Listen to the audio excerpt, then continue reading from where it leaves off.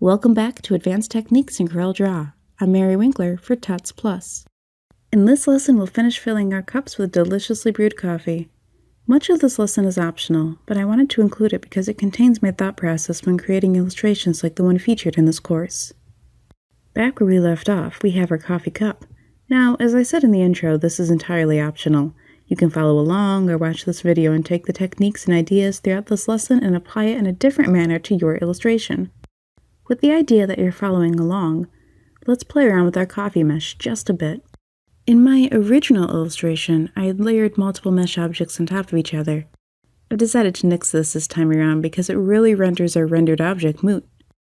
I like to think that when recreating something, improvements can be made. When I was reminded of the next object that I rendered, I realized I could add a couple nodes to my coffee mesh and be just as satisfied with its design. Let's do that now. Using the mesh tool as ever, select your working mesh object. I'll be adding a lighter brown to the lower left side of the circle. Consider how fluid liquid is. It's very fluid. It is a fluid. Select one of the darker brown nodes around the lower left and use the eyedropper from the property bar to select a lighter brown. Instantly, this coffee looks pretty delicious, almost as though I've just mixed the tiniest bit of cream in it and I'm ready for that first sip. Add another node to the left side if you wish and lighten up the center a bit more. Note the variation in the shape of the mesh now. It's not going to be a uniform, simply blended mesh. This is an organic fluid within a container. In reality, it could easily move. Show that by creating some variance within the mesh, as I've done here.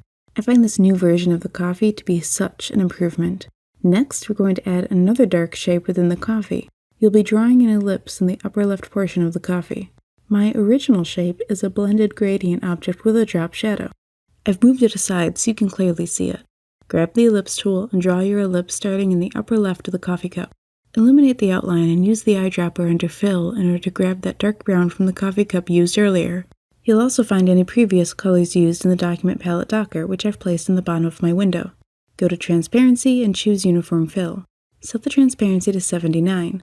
Next, use the Drop Shadow tool to add a slight drop shadow headed to the upper right of the object. I decided to lighten up the object itself so that it looks a bit more reflective for my tastes. Totally optional. Speaking of reflections, let's make another now. I'll show my original reflection object created earlier in the Object Manager. As you can see, it's an indented ellipse, which we'll create together, with a fountain fill transparency attribute applied. Draw an ellipse in the upper left corner of the coffee cup. In the property bar, hit Convert to Curves. Using the Shape tool, you can now manipulate the nodes of the curve. Select the bottom node and push it upward, toward the center of the curve. Notice how this creates a bean-like shape. Use the Pick tool to rotate the curve about 45 degrees. Place it in the upper left corner of the coffee cup and adjust the curve's shape as you see fit. Set the outline to none and the fill color to light brown. Using the Interactive Transparency tool, drag the effect toward the lower right of the shape. Make sure the black box doesn't extend past the shape.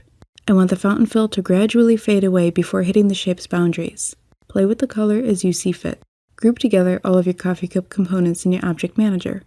Let's unhide our other illustration components and place the coffee cup within our composition. I want the coffee cup to be on the left side of the composition, so I'll use the Pick tool to drag the group over to that side of the document page. I'm using the placement of our other coffee cup to place my newly created cup. Of course, you can just place it wherever you want it to be. In my case, I want it to overlap the napkins on the lower left. As we create more objects, your composition will take shape and we'll be able to negotiate the space within the document more efficiently, as we'll be aiming to balance an entire illustration versus simply moving a coffee cup around a rectangle. Thank you so much for watching this lesson on creating additional reflections and shadows within our coffee cup.